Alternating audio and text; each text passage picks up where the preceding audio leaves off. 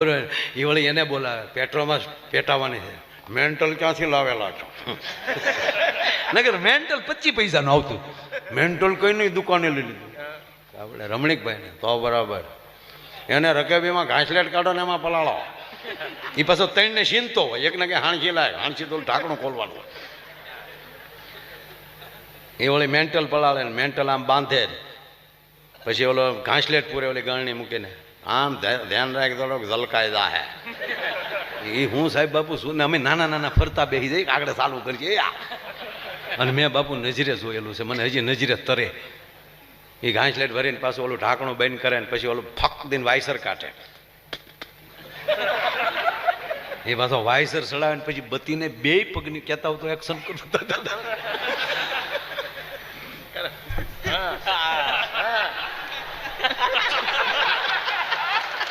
આવું બાપુ ક્યારેય નથી કર્યો, પહેલી વાર કહવા. એ જે એ પંપ મારતો હોય તો આપણને જાણે લાગે કે નાસાનો માણસ ચંદ્ર ઉપર જવાનું યાનની તૈયારી કરતો. અને પછી જે પીન મારે ફડક ફડક ફડક અને બરોબર કમ્પ્લેટ ટીંગાડી ગયો. આને ટીંગાડવા વાળા બીજા પાસ. બાપુ એ પેટ્રોમસની નીચે હું બે હતો. પેટ્રોમસ હોય ને નીચે અંધારું હોય, ત્યાં હું બે હતો. 3 મિત્રો એવા સરસ ઓસમાનભાઈ, એ સત્યનારાયણ ભગવાનના જ્યાં માંડવી બનાવી હોય ને ત્યાં બેઠા. આય બરોબર દીકરીઓ ઓલું આરતી ગાઈ લે, ઉતારો આરતી શ્રી કૃષ્ણ ઘરે આવ્યા. એ છોડ્યું ગામની હા હું ઢીલ્યું પડ્યું. માતા જશોદા કુંવર કાન ઘરે આવ્યા. એક કડી તો ગાવ.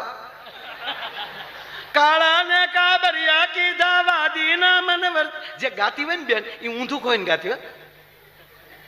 કાળા ને કાબરિયા કીધા વાદી ના મન વર્તી લીધા. પતાળ જઈને નાગ નાખ્યા, નાગણીયું ને દર્શન દીધા.